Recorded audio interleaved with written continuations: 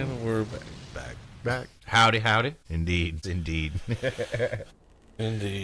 We're both still getting over our sicknesses. Getting old sucks. Bodies hurt more and more every day. It does, man. It does. One of these days, our meat suits will fail us, and our consciousness will disappear into oblivion. I'm already 40. Oh, I'll be 45 next year. So. 45, dog? I'll be 38 in February. Oh, 38. I remember when I turned 38. That's when you sucked your second dick. I'm just kidding. 38 special. Yeah, buddy. You know what I'm going to do for my 38th birthday? What's that? Cross my fingers and hope my wife will give me a blowjob. That's all I can do. Because it's right there with Valentine's Day, too. So it's like trying to get birthday anal or Valentine's Day anal off the table. You just cross your fingers and hope you get a blowjob sometimes in there in the middle. Yeah, is what it is. This is 2025. Women are empowered. They don't have to suck your dick anymore. Yeah. Which is fine. I'm cool with that. You know, more power to the women movement. But it's not like I'm having guys suck my dick. So, and I am married, so there's only really one person allowed to suck my dick. Sorry to go on this dick sucking rant right at the top of the show. Speaking of sucking dick, Donald Trump today signed an executive order to reclassify marijuana as a Schedule 3 from a Schedule 1. So let's give a round of applause. Now it's just going to be regulated by Big Pharma and the FDA, and they're going to profit on it. That's pretty much all they did. And they were just like, here's our loophole to make money off of this fucking weed finally. So, yay. So now Walgreens will really be Walgreens. Alright, they'll have to change their sign from red to green, bro. Come on, get your greens down at Walgreens. Oh, or man. we'll tax the fuck out of you for it. Yeah, buddy. Hope you got Blue Cross Blue Shield. Oh, dude, you better. Aetna ain't gonna cover that shit. Fucking better just get Medicaid, Medicare, whatever the state insurance is. Yeah. Just become poor and get state insurance, and you can smoke weed, and then now you're useless to society because you can't work. Because there's no jobs, because AI took your jobs. AI took my job. Yeah, that's pretty much what it's going to be. AI is going to take people's jobs. Not mine, though, because shit still is always going to need to be fixed, and AI can't fix everything. So it'll be after my lifetime before my fucking job is gone. It'll probably be like during the kid's lifetime. That's possible, but hopefully humanity can focus more on reaching the stars and art. You know, that's kind of... World War III happened, and then Zephyr Cochrane created the warp drive, and then that's when the Vulcans found us, and we formed the United Federation of Planets. So, you know, sometimes shit's got to get worse before it can get better. The night is always darkest before the dawn, so keep your heads held high. Our kids' generation will do much better. Yeah. Because they already don't give a fuck. Not one single fuck. Not one. No, at all. So, it's a odd number episode. Yep, number 9. Number 9, season 2, episode 9, 29. Nina Ross. I don't know what that means. Nina Ross. Who's Nina Ross? That's a singer. It's what you say when you're playing, dice. Say Nina Ross. Okay, well, you lost me there, dog. I ain't never played dice before. You see a 9, you're like, Nina Ross. I wasn't locked up that long, right? Okay, so I brought a smorgasbord to go with my hat today. So the first thing I want to start with is... Looks like you've been hunting for moose or something. Yeah, dude. The moose knuckle. The first thing I want to bring is kind of a touch on Appalachia from last week, Sean's thing from last week. A gentleman by the name of Liam Ownby. This man was the last man of the original people who lived in the Great Smoky Mountain National Forest to live there. He lived till he was, I want to say in his 80s or 70s. He was blind. When they turned it into a national forest, the government gave him way below land value, but they gave him a lifetime lease on the agreement that he wasn't allowed to have like a big garden or anything like that. And the dude's like up till he died lived off of carrying spring water, even blind.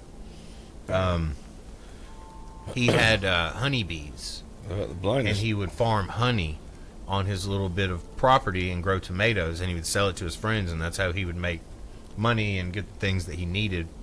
I wonder if he got blind by it. He was born, the thing I saw that talked about him said he was born blind in one eye and poor in the other. So I was like, damn, that's kind of hard to like come right out swinging like that. But yeah, if you guys want to look him up, his name is Liam Ownby. Blah, blah, blah, blah, blah, blah, blah. I did mouth exercises so I wouldn't get tongue-tied, and still my mouth doesn't work correctly. Liam Ownby. The Last Appalachian Mountain Man. Look him up. Another thing that I just wanted to...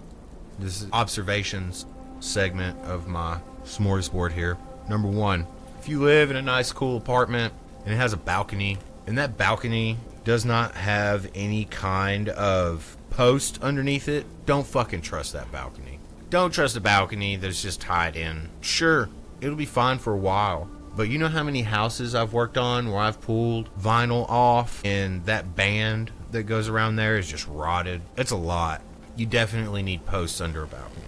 So, just a little tip out there for those. Another thing is, your average car manufacturer spends about $30 or $40 million a year on R&D. And part of that R&D is your fucking blinker. It's the little switch on the left. It's always on the left. It's always on the left. If you push it down, it engages your left blinker. If you push it up, it engages your right blinker. Okay. This is a really cool thing. Fucking use your blinkers, people.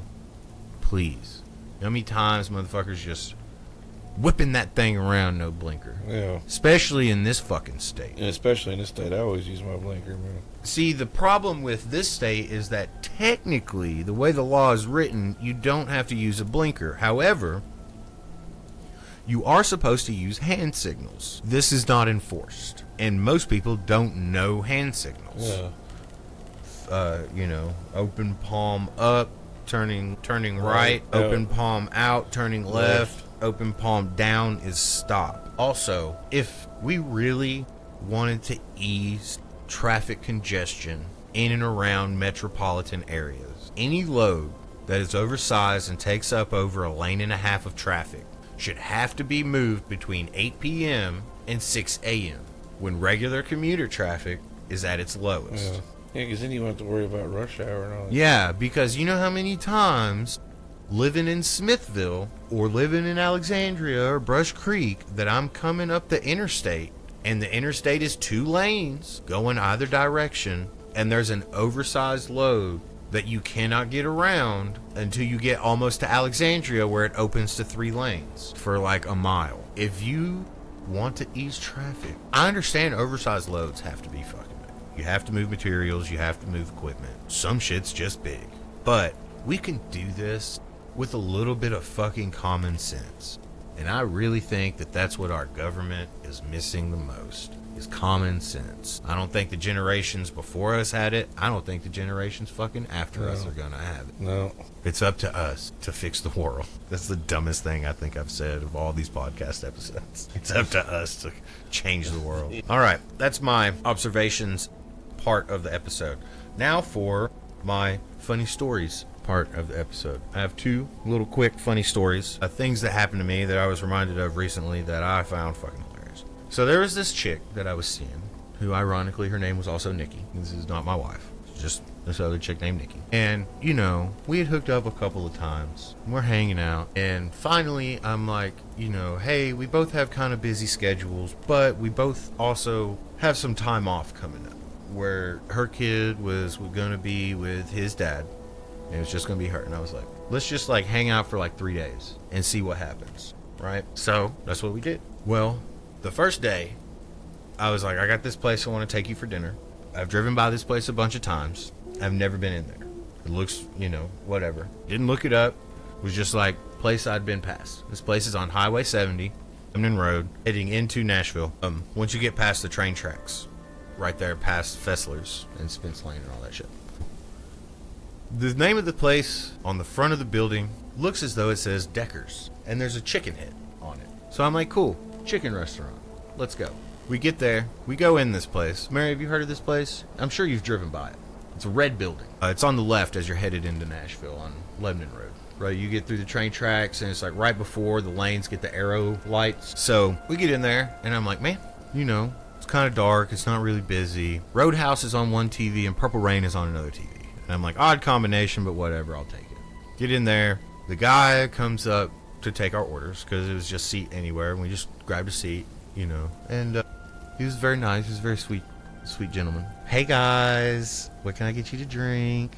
I'm like, oh, I'll just start off with a beer. And she ordered a Jack and Coke, which was the first red flag for her, by the way. So we're sitting there. We get the menus. And I'm looking around. I'm looking at my menu. I'm like, man, there's a lot of pride flags in this fucking place. And I get to looking at the menu, and the font on the menu is different than the font on the outside of the building, and the name of this establishment is not Deckers, it's Peckers. And I finally realized that, yeah, we're in a gay restaurant. I'm completely oblivious to this before going in there. Now, I will say I'm not going to shit on the place because the food was great, the service was even better, and the vibe was pretty chill. But let's just maybe do some research on some places before you take somebody there, because you just kind of feel out of place trying to have a heterosexual relationship in a homosexual environment. That'd be like going to the toolbox thinking it's a hardware store. Well, now I kind of understand how gay people look the other way around, when they're at like a bar, just a regular sports bar, But there's a lot of undercover gays at sports bars, too. I don't know if you guys know that. Okay, second story. Needless to say, me and that chick, Nikki, didn't last very long. Because the plan was, let's see how we are about after 3 days. And then, we'll see about staying longer, because we had like 2 weeks. And I didn't even make it 3 days. She was a little bit of a drinker. And it was a little bit more than I was comfortable. But, I'm not shitting on anybody. Ever, since then, she's not like that. And she's gotten married and had a second child and all of that. So, props and congrats to her. Second story. In 2009, there was a party at a friend's house out by the lake in New Concord. Everybody was there. Everybody I went to high school with. Because it was like right after, when I was in high school, I had to switch schools. And then like half the classes at one school that I would have taken as a senior were like sophomore classes at this other school. So I ended up in a lot of classes with sophomores, right? Because I took an extra math and an extra science and a extra foreign language. And like all of these classes were sophomores. So around 2009, all of them are like out of high school and whatnot. So they're having a big party, as you do.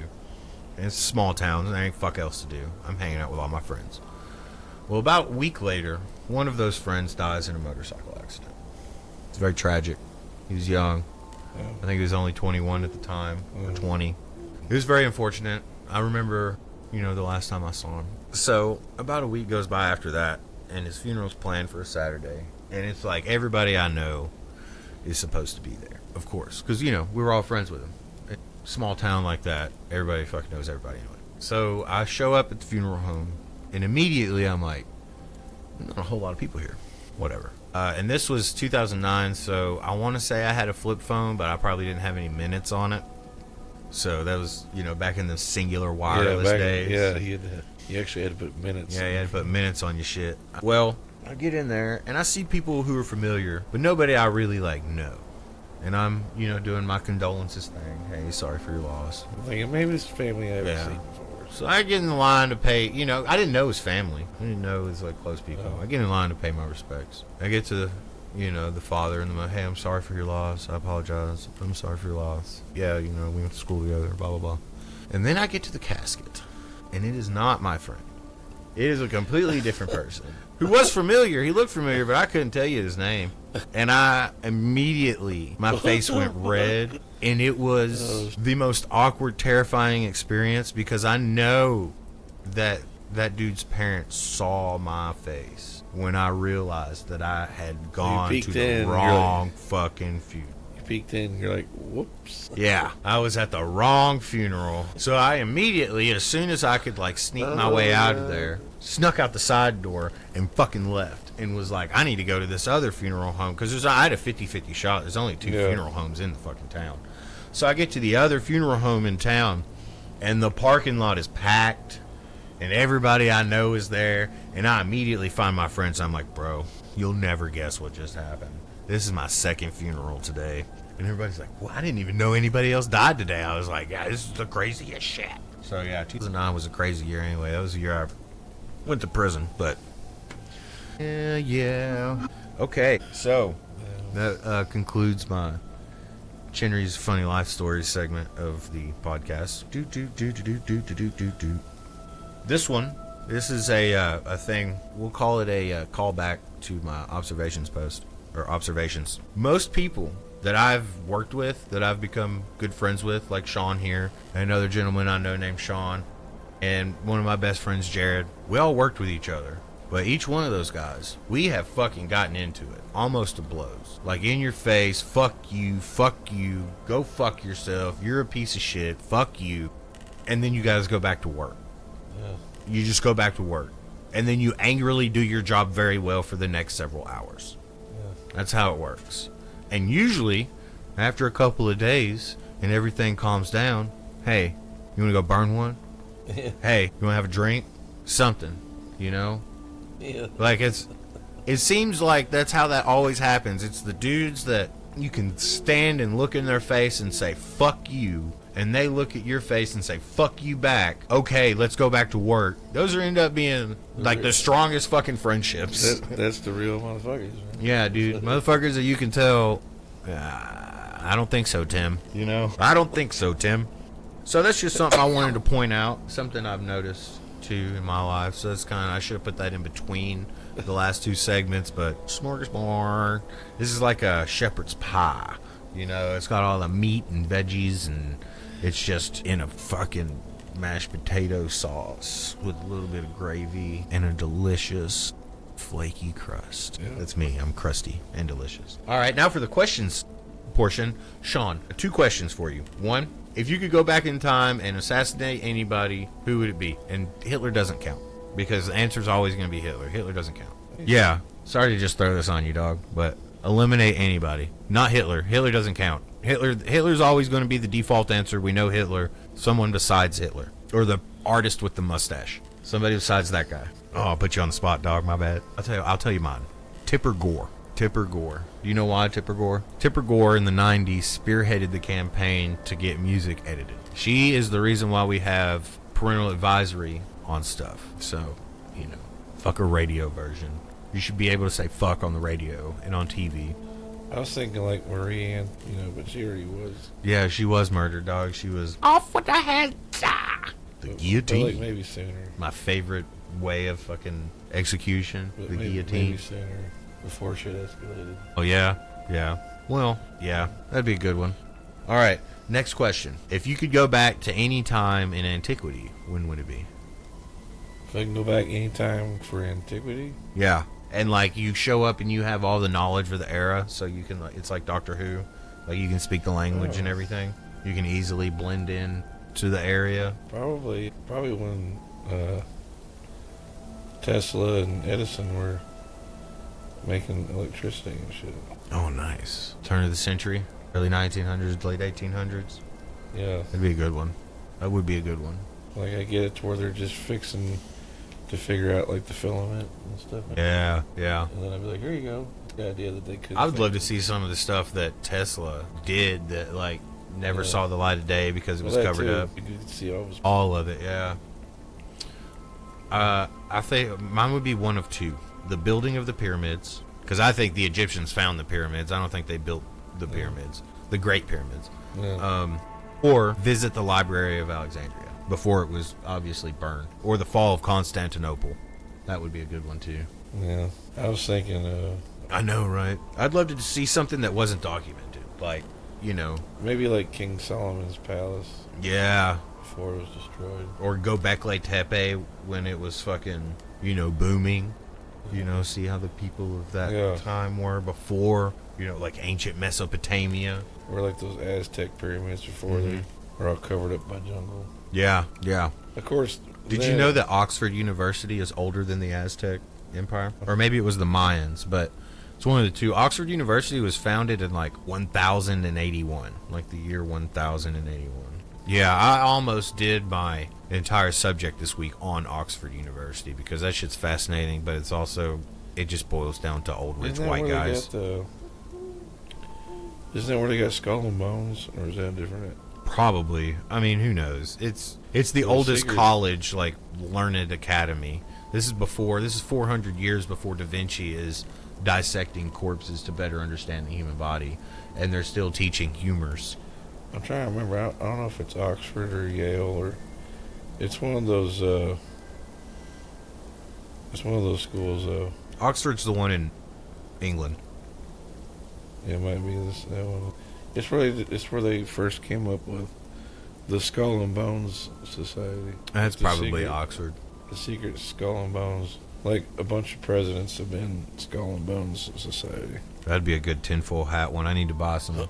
I think George Bush is actually a member. Speaking of Mary, Mad Producer Mary, when the fuck are we gonna do our PowerPoints, dog? When we get time to do them. I'm off the day after Christmas. Our company took a vote and we were off the day after Christmas instead of the day after Thanksgiving. But I also have to work Christmas Eve.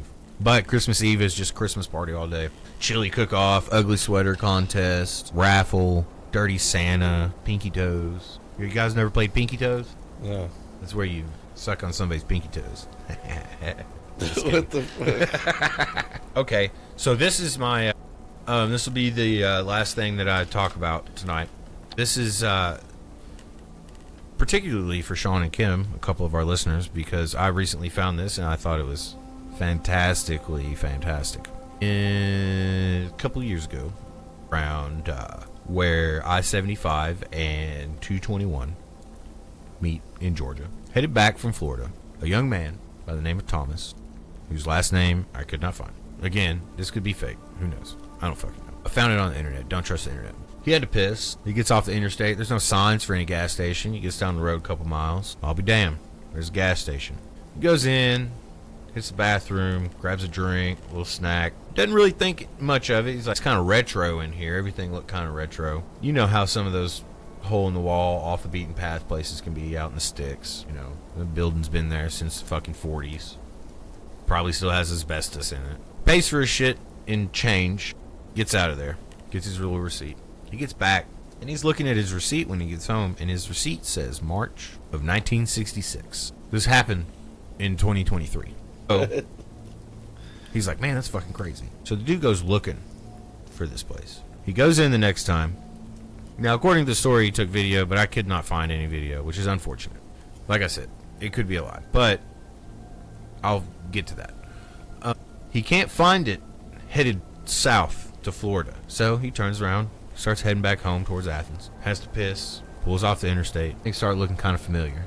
He rolls up to this gas station, goes in, takes his piss, gets his drink. As he's doing this, he's recording, and everything looks a little bit different than last time. You know, logos look different. The place still looks kind of musty. Whatever, you know. He gets back in his car, gets out of there, gets back on I-75 heading north, gets home, checks his receipt again, says March 2038. So, that's just one instance. The next instance, also, it was 3 girls and 2 dudes. They're in a car, headed back from Florida. Same circumstances. Headed up, gotta take a piss.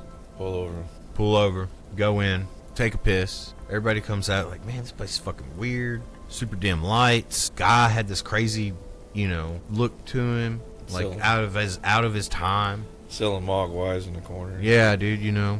He looks like a straight up guy, but you never know. And they get home and they're realizing, you know, they're seeing like, oh, logos for shit. And like, man, what the fuck is going on? So they try to look up this place on the map. Where the fuck were we? And they can't find it on any Google map, Google Earth, nothing. They can't even find the exit they took off of 75. But they knew it was around 221. So they reach out to people in the area and start asking them about this. And one family, apparently the patriarch of this family, the dad or something, he had dementia at this point, but he had always talked about when he worked at a convenience store that had since been turned, that he would always get visitors from the future and would never ask any questions about it. He would just do his job and go back to work, which is what we all should do. Just do your job. It's just a job. So somewhere in the south of Georgia, headed back to Florida, there's a time-traveling gas station off a dark road somewhere.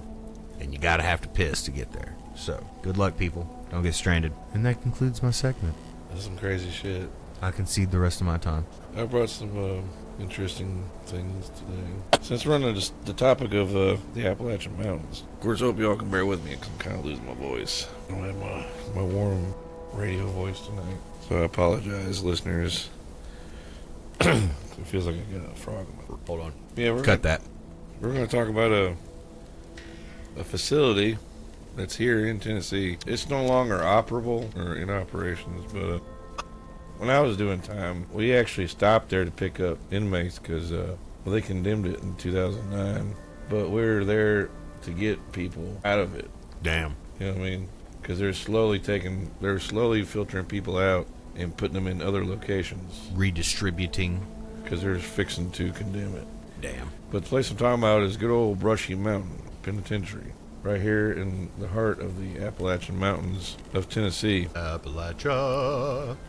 They also named it Brushy, or it's also nicknamed the End of the Line. It's in several movies, including The Green Mile. They filmed parts of The Green Mile there. It was built in the late 19th century. Let's see here. Yeah, it was a reaction to the violent politics of the convict leasing and the Coal Creek labor wars. The prison operated from 1896 until its official closure, June 11th of 2009. In the years since, the site has moved from active corrections to closed ruins to a curated tourist destination that openly leans into the dark past with regular history tours, paranormal investigations, distillery, and events on site. 113 years that thing was in operation. They also have a restaurant there now, too. Fuck yeah. Do they serve prison food? Because that would be the ultimate, just like, here's some vintage 1896 prison food. Oh, God. It's just fucking slop. It's got cigarette ashes and toenails in it. It's just beans and rice.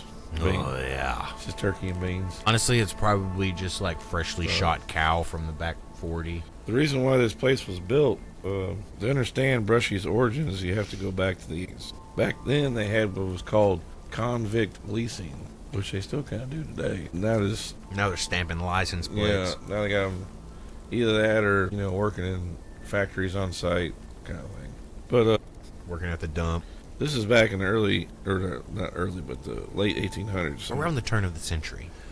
They had them doing industrial shit, like coal, iron, etc. The system came under a direct and violent opposition during the Coal Creek War, which began in 1891. That's when free miners fought the practice that displaced paid labor. After years of clashes and public outrage, Tennessee moved to abolish the convict lease system and instead built a state-run mine/prison complex to employ convict labor under state supervision. So, what was happening? Let me take a stab at this. Basically, the mines, the companies that own the mines, instead of paying miners, not children, ER, not OR, instead of paying them, they were like, hey, let me lease out some of these prisoners. And the prisoners aren't getting paid, but the owner of the prison is getting paid. Yep. Privatized prisons. Indentured servitude, actually. Slavery. Yeah, it pretty much is slavery. And the miners, ER, were like, you know what? Fuck y'all, we're going to kill you. So instead of allowing all of that type of violence, the state of Tennessee was like, you know what? We're going to have our own mine with hookers and gambling. Yeah, pretty much. And pretty much just built a prison and a mine and was like, we're just going to make money this way. You can't stop us from buying our own mine. That's what they did, though. They built a prison and made it into like a working mine. And that's why they got it way up there on the top of this mountain. Fucking mine of Moria over here. Yeah, pretty much. The drums in the distance. With this, Brushy Mountain was the result. The state acquired the land in the early 1890s, and when convict leasing ended January 1st of 1896, the first approximately 210 prisoners were moved into the newly established Brushy Mountain facility. Literally day of. From the outset, Brushy combined incarceration with on-site industrial work / coal mining, ovens, quarrying, and railroad work, all performed by inmates themselves. No fucking OSHA. No OSHA. Just like, I guess don't be fucking in prison, dog. Yeah. But then again, they weren't throwing people in prison for fucking weed. Now the physical, if you had to get into that prison, you had to be pretty fucking. And I've seen it bad. first. I've seen it with my own two eyes. When you roll up there, we'll get to that in a minute. The stone on it used to be wooden. We'll get to this in a minute. But when you roll up there, dude, it is the scariest. I see why it's haunted, because that bitch looks haunted. From the outside, it looks like a huge castle. And of course, if you've seen like Green Mile and shit, you've seen a place like, you've seen it what it looks like inside. It's. We'll put some pictures up for the video pod of the exterior. Like when I went there, this was back in like 2005. We were picking up people, and they were clicking their heels to get the fuck out of there. Damn. Because it was being condemned at the time. There was inmates saying that, like, they wake up with snow on their blanket because there's no window. Damn. Just bars. They'd wake up Like, they had to use a bucket to shit and piss in because the plumbing's shot. Damn. Yeah. It was shitty. I'm assuming that the place, both iterations, wooden and block, were built by inmates. Yeah, the whole thing. So I wonder how many inmates died just in the construction. Well, probably a lot. Not to mention, I mean, coal mining under its best conditions is very unhealthy for you. So imagine they saved the 1900s. The one back wall. If you go in the very back of the facility, there's, instead of having 4 walls built, there's one wall that's just mountainside. Damn. So they just built it into a fucking mountain. They built it into the side of a mountain. And Dude. it's literally... So it's like Minas Tirith. It's literally like slate, so you can't... Or, if you try to climb it, you'll just slide down. What's the name of it? Helm's Deep. It's like fucking Helm's Deep, like where Helm's it's built Deep. into the side of a mountain. Yeah, it's quite the view. Yeah, we definitely need to go there, dog. It's expensive though. They charge you an arm and a Isn't leg. that the place where you can't record too? That's one of them. Or was that South Pittsburgh? No, South Pittsburgh. No, you can record at Brushy, but you gotta sign a bunch of waivers and shit. I'll sign whatever the fuck waiver they want, but it's like $350 a person a night or some shit. Something like that. You know, it's expensive. Talk to me at tax time, dog. For real, like, I would love to go. The physical site, the prison was deliberately remote, high on the Cumberland Plateau, in a rugged wooded terrain adjacent to Frozen Head, chosen for security and to keep convict labor near the state's mineral resources. The original structure were largely built by inmates. A wooden stockade was eventually replaced by stone, a castle look that they have nowadays. Now, that was started in the early 90s, and they also had the prisoners quarry that themselves and put the rocks in place for the prison. So all that stonework, when you pull up there and you see it looks like a huge castle, all the stonework was quarried, brought back there to it, and then placed in like it was all built by prisoners. Yeah, and quarried by prisoners. It's like when you're on the river and you see a wall that's built out of little blocks, or you're driving in the country and you see a property line that's built with like little rocks. It's all that's slave walls. Yeah, especially that's essentially what that is a fucking slave. It's a giant slave wall. Yeah, especially down south. Oh yeah, they're everywhere here. But at the same time, you know, they've excellent craftsmanship because the ones that are standing have been standing for 200 years, you know. So well, they're also state protected too. Yeah, you know, it's like unfortunate that they were built the way that they were built. Like you're not allowed. It's violation to tear them down. Yeah. Sometimes you ain't got no choice though. Sometimes there's erosion and shit, especially along the rivers. But well, if they fall over naturally, that's one thing. But you're not allowed to like bulldoze them or anything like that. Yeah. I mean, they're really cool pieces of history. I mean, it's just kind of a look into the past. Sorry to get off on a little tangent on fucking slave walls, but they've always fascinated me because old walls like that, they were built by fucking hand, and some of them have been there since the 1700s. Yeah, for decades, Brushy was simultaneously a working mine complex and a prison. Men worked in the mines or on the railroad spur. They lived as a prisoner in the barracks or cells and were subject to the disciplinary regimes of the era. Strict rules, hard labor, harsh punishments. This included going to the hole, which was punitive isolation, and a rigid cell block layout of roots in these early decades. They would literally put you in a room that you could barely stand up in, and that's where you'd be until they decided to let you out. That was the hole. I bet you them short kings thrive there though. Assholes that are 5'2". Fuck, I'm 5'11 and a half. By the 1920s, like I said, the wooden structures were replaced with stone. The iconic stone facade. I mean, that's visibly in modern photos nowadays, reflecting a shift to the more permanent fortress-like penitentiary. Discipline was uncompromising and escapes were rare thanks to the terrain and the prisoner's design. The remote Cumberland Plateau was both a prison and a workplace, and the atmosphere, cold stone, echoing corridors, and the smell of coal and smoke set the tone for the stories that would later be told. Yeah. Bro, I don't know if the listeners can hear this, but it's fucking raining pitchforks and white babies out there. All right, they are falling from the sky a gallon at a time. It's hitting. If you stand out there long enough, a white baby will hit you in the face, and you may be impaled all within the same couple of minutes. And I also want the listeners to know that that's not how I originally heard that turn of phrase. but I changed it to make it way less racist. Okay, because it was originally very racist. Forcing white babies. All right, You silly. fuck.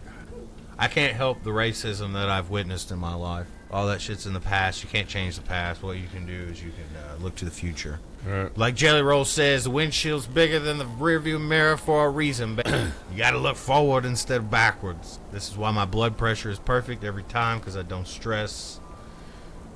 And I can't change the past. Brushy also had a 4-year shutdown. Back on subject, my bad. 4-year shut. When was that? From 1972 to 1976. For what? Vietnam? They sent all the prisoners to Vietnam? No, guards at Brushy, All went to Vietnam. concerned about safety and working conditions, went on strike. For 4 years? The strike revealed institutional weakness and ultimately led to Brushy being shut down for several years. The prison was closed and then reopened in 1976 OPSEC was doo-doo, is what you're telling me. after a variety of administrative and labor negotiations. So pretty much all of the, probably the safety equipment was like starting to fail, and the guards were getting their asses It was whooped. also one of the most notable for being Tennessee's only unionized prisons at various points, a point of contention Ho- in state politics for years afterwards. Hold on. Let me stop you there. Was it just the COs that were unionized, or were the working inmates unionized as well? It doesn't specify. Because I know like all COs are unionized at this point. I think prison COs are. As far as prisoners, there was 4 famous prisoners that stopped through there. Oh, yeah?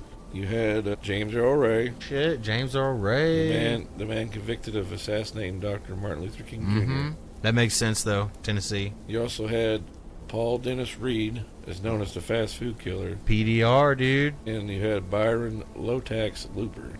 I don't know who that is. The other high-profile criminals that had stints were processed through Brushy in various capacities. I'm not sure who Brian Lotax Looper is, but I guess he was a high-profile case. I mean, any inmate or killer that is referred to with all 3 names Yeah. did something important. John Wayne Well, Gacy, he Lee Harvey comes to- Oswald. You know how it goes. When we get to the spooky ookie here.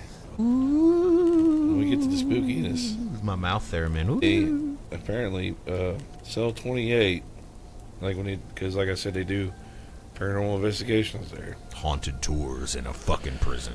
I mean, if you got the money, you could probably do it. It's going to cost you a couple grand, though, if you got, if you're trying to go for, like, YouTube type, if you're trying to shoot your own content. Now, if you're just going for, like, Weekend Warrior, it'd probably be best to get, because they charge by the group, so it's best to get a bunch of people. Maybe we should just go with like you and me and one other person our age. For like a camperman / extra personality. Not saying I don't love your mom, because I know your mom would probably be the first choice ever. If we're doing something like that, we need boisterous. Love you, Joanne. Sorry.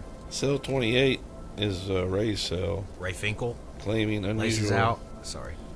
Activity there. The tour natives now often point to exact locations associated with famous inmates to give you spine-tingling concreteness to legends there. Now, Brushy's most publicized single event was on June 10th, 1977. Escapee involving James Earl Ray with 6 other inmates. They all escaped. It's too many. It's too many to escape with. You're going to get caught. He scaled a fence and slipped into the surrounding woods, an especially daring feat given the prison's remote, rugged location. Yeah, no shit. It's in Appalachia, dude. Yeah, a massive manhunt followed. Ray was captured less than 58 hours later, Dogs. roughly 8 miles from the prison. They had 20 of them, 20 dogs. He was hidden under a pile of leaves in the mountains terrain. The escape was sensational at the time and had become a touchstone in Brushy's lore, proof that even an inescapable fortress could be breached, and proof that the wild woods around the prison does conceal secrets. I have a question. Sorry to interrupt again. So when they escaped, did they all go the same direction, or do like 2 this way, 2 that way? I don't know. Did they scatter all the way around? I want to do some looking into that, because But they caught his ass. I'd be like, everybody go that way, and then I would go the complete opposite way, and I would not stop until I physically could not. Like, the fact that they found him hiding under... They have dogs. You know they have dogs out there. Yeah. And them hound dogs don't miss, boy. The dark places of the prison is like D block. So if you go there, want a ghost hunt, A big old dark D you want block. to go to D block, also called the Hole. Dark D hole. Yeah, that's Is that next to the B hole? well, this is where they had solitary confinement. This is where they put you in the hole. Accounts for former prisoners and staff describe sensory deprivation, prolonged darkness, and psychological strain associated with these cells. Over time, the Hole became a focal point for tales of madness, long-lasting psychological damage, and residual negative energy in there. You know, I wonder if you can request, like, can you put me in there for 12 hours uninterrupted with just some water? Because I would love to astral project from that room. Great. That would be the perfect spot for it, because there's already all kinds of psychic energy around there, and it's chaos energy, but I feel like if you could focus it and yourself and kind of tune to it, it would be dangerous. But I feel like you might be able to accomplish something there. You also have... Damn, it is fucking pouring. Yeah. You also have the mess hall where they got chow. Hell yeah. It's a lot of fights, stabbings, a lot of deaths and violence. Trash can fell. You got scenes of blood and large prisoner gathering often became a basis for later ghost stories. Voices are said to be heard in the auditorium, phantom smells at the mess hall as well. So you like go in there and people say you smell like stuff cooking and there's nothing in there. Yeah. I mean, and you think about it like at least in movies and anything I've witnessed, the mess hall and the yard is like the biggest places for people to get fucking shanked. Well, being an ex-convict myself, that's the most, either that or the shower was like the most vital, because like you're not really, I mean, you're trying to focus on eating, but you're also trying to focus on not getting stabbed. So don't piss anybody off though, and you know. So you're kind of like you can be easily distracted, especially if someone starts coming up to you and talking to you or some shit. And then you also got the hospital and the warden's office. Oh, for sure. Stories of the infirmary and the mistreat or neglect in the hospital ward also create a narrative for hauntings. The idea of unattended suffering and the thinness between life and death. Yeah, because you know they weren't giving them no kind of painkillers. He had a part of the mine collapsed on him, or he's got fucking coal miner's lung and he can't breathe. Well, we're just going to put him in this fucking bed till he dies. He suffocates. In the warden's office, local rumor and ex-inmate testimonies feed claims of specific incidences where in the warden's office they used to justify brutal beatings, secretive punishments, particularly harsh stretches, and episodes of racial tension with violent outcomes, all part of the warden's office. So they kind of had to, you know, bring them in here and shut the door, boys, type of thing. You know what I mean? Oh yeah. Beat in the back room. Warden's just like, you know what? My wife pissed me off, and I'm fucking bored. Mm-hmm.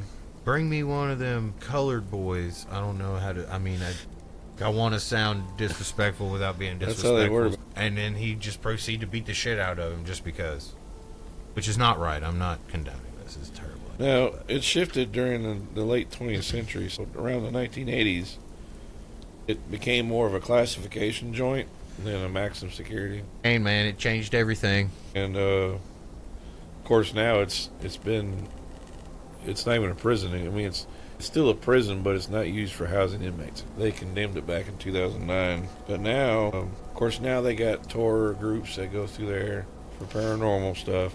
They also got history tours, so you can go through there and they'll tell you the history as well. And they also have a distillery in there, so they make their own, like, I guess, not really moonshine per se, but this quote-unquote Tennessee moonshine they got nowadays. Moonshine ain't moonshine if it's got a fucking barcode on it. Popcorn Sutton. And they also have a restaurant in there as well. I would like to eat at that restaurant, I wonder. You know, I wonder if things ever got so bad in there that they resulted to cannibalism. Like if there was ever a cave-in and a bunch of people got trapped for a while or something like that. You know, I'm sure there's some crazy history that like they're like, yeah, we're just not gonna tell anybody about this. I don't know, that'd be crazy though. Yeah, you never know. You never know what was in the past. There's also, a lot of people don't know this, but still, I don't know if it's open to the public per se, but the mine shafts where they used to mine, I think. Is that what they did there? Yeah. I'm sorry. I think those, I don't know if they're part of the tour or if it's a separate tour, but I heard that the mine shafts are extremely fucking haunted. Extremely haunted. Because I'm a part of a bunch of Facebook groups on line, and there's all these people that go through there they go there all the time. Like, oh, I went to Brushy this weekend. You know, woody woo, woody woo. I was reading this one guy who went there, and he's like, if you ever go to the mine shafts. He's like, you'll fucking run up out of that bitch. I was like, what? I was talking to him on Facebook. I was like, what? He's like, man, the mine shafts are haunted for real. Of course, it makes sense because you got to think of all the deaths that happen down there. For sure. You know, we got black lung, people dying. Let's see. Welcome to the end of the line. Yeah, but yeah, you get a lot of as far as the paranormal activity that goes on there. I got a little bulleted list here. So you get sudden cold spots, especially around cell 28. You'll get tactile sensations like touches, or something brushing past you, or even scratching during overnight investigations. You'll hear disembodied voices on EVPs. Sometimes you'll hear them as plain as day. You'll have electronic anomalies like cameras malfunctioning, batteries draining, that type of thing. Now, none of these, is scientific proof, but together they kind of form a cultural evidence base for Brushy's haunted reputation. You also got, like I said, the chow hall. They say you'll smell stuff being cooked. You also smell blood sometimes in there, because that's where a lot of people died, murdered and shit, get stabbed. Oh yeah, I mean, it's a prison. Okay, so I'm looking here at this thing. Listeners, friends of the podcast, this is where we're starting our first fundraiser. Okay? Yeah. For a private overnight investigation. This is 9 p.m. to 4 a.m. It starts with a tour, a short guided tour to give you a familiarization of the layout of the prison. And then you have until 4 a.m. by yourself. This is a private overnight investigation for a paranormal tour. You get the run of the place. 12-person limit. It is ages 16 plus. So if you're under 16, you cannot attend. So can't take the youngins on this one. 12-person limit. Now, they don't open back up until... Yeah, they're probably closed for winter. May or March or something. Yeah, they don't have any availability open for that yet. They're probably closed for winter. For that, it is $1,500. Yeah, that's what I was saying. But it's up to 12 people. Yeah. So, if we can get, what is it, $1,200? I mean, $100 for 12 people. That breaks down a little bit easier. Yeah. You know, you got parking on site, and you have all night. Now, I don't know if we need 12 people, If we could have 6 people come up with $200, that would be a little bit easier to do and give us a little bit more freedom. Because I feel like 12 would be cramped, and that's a lot of footage to have to fucking go through. Yeah. But if we had 6 people, we could set up in 3 teams of 2. Yeah. Which has worked for us in the past. Little teams of 2, a couple of guys with a camera, one guy with a camera, and one guy with a phone. Yeah. Each team has lapel mics, and okay, we're going to do this area, and this area, and we'll time it out where we can rotate. We'll figure out where we need to go. And, I mean, we'd have 7 hours to do whatever the fuck we wanted to do. They even got... So, that's not bad. So, Aaron Hart, I'm talking to you. I know you'd be interested in going. Yeah, I'm going to talk to my homie Jared, because, he's fucking funny. If you're interested, just give us a email us. Message us. Yeah, message us on our Facebook social. Yeah. I mean, we'll be yeah, Cameron, I'm going to reach out to Cameron. It's even got, I'll wrap it up with this right here. In closing, I believe Brushy Mountain State Penitentiary is, in closing here, aside from news coverage, Brushy has threaded into pulp culture into smaller ways, like novels and television. Sometimes the reference Brushy as a shorthand for the uncompromising mountain prison. So if you see movies or books and stuff that are mentioned like a mountain prison, they got the idea from Brushy Mountain. Well, for example, like the suspense crime fiction uses Brushy's image as a atmospheric shorthand. As noted earlier, the name appears as an offered transfer location in The Silence of the Lambs, a fictional nod that nonetheless maps Brushy into the national consciousness as a symbol of maximum security and more foreboding. So that's where they got though. It's crazy. Both Stephen King prisons are in Tennessee. Yeah.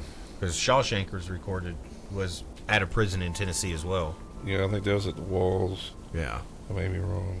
But yeah, that's what I decided to bring today Let me double check that. Since we were talking about the Appalachian Mountains.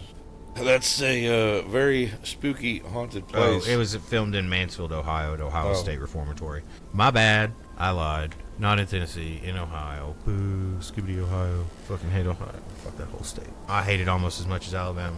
It's like the Alabama of the fucking North. That's why I decided to bring today. That's pretty crazy though. Like I'd heard about Brushy Mountain before, but that's that's why I had questions because like as you're giving me information, I feel like I need more information. Not that you're not bringing enough information, but that's the point of the podcast is to spark your imagination for information. Oh yeah, it's like I said, from my own personal view of the place. When I was, fixing to go in and serve my time, we initially stopped there because we're all on one bus. We initially stopped there to pick up prisoners. Did you guys sing songs? No. I'd have been like, the wheels on the bus go round and round. No. I'm just that kind of person. Awkward, nervous, bored. I can't just stare out the window. I got to start doing something, bro. I mean, people be talking and stuff, but you don't really. When we pick them people up, they're happy to get the fuck out of there. Yeah, I'm for sure. Like, woo, anywhere is better than this fucking place. Because this was haunted. This was like 2005, and that place was like falling apart. Were y'all headed east to west or west to east? We were headed from east to west, so we had to go all the way east, pick everybody up, and then come all the way back west and drop off people on the way. It's fucked up. Left out of Nashville and went all the way east. Picked them people up and then went all the way west. So you was on that bus for like a day. That's as far as east we went was Brushy Mountain. You was on that bus for a day. Damn near, yeah. Yeah, because... no piss breaks? Because that's when I first got... Because I left Charles Bass, which is CBCX. And I think... everything's got a scat code, dude. It's Charles Bass Correctional Complex. That's what CBCX. But I don't think it's classification anymore, because that used to be classification. I think it's another prison that's classification now. But anyways, it's in Nashville. That's where they classified us, and they sent us out east to pick up everybody, and then drove back west. And we dropped off people as we were dropping off back out west. But we'd also drop people off as we went out east too, though, at different facilities. It's like a Greyhound. Pretty much, yeah. They were getting on and off at every stop. But see, I was doing my time. So were y'all just stopping at like prisons and jails? Like where would y'all take your piss breaks? Well, they have a toilet on the back. Oh no shit! So this is like tour bus style. Yeah, you don't want to take a shit in it though. That's terrible, dude. They have a toilet back. Well, something about jail food and prison food don't really ever fuck up your stomach though. You know how hard it is to fucking take a piss when you got shackles and shit? Yeah, and you got the little box. I've been there. For people who don't know, when they shackle you to your waist, they put this little bitty box over your handcuffs. It's a little black box. And a lot of people don't realize is that black box was invented by a prisoner. Damn. And all they gave him was like 5 years good time. No shit. Yeah. Fucked up. Yeah, it keeps everything all locked together and shit. Yeah, it keeps you from trying to get your handcuffs off. Anywho. So yeah, good episode. You know where to find us. And if you're fucking listening to this episode and you don't fucking give us a like and a follow, I'm gonna come whoop your ass. Fuck. Thank you. See you later. Bye.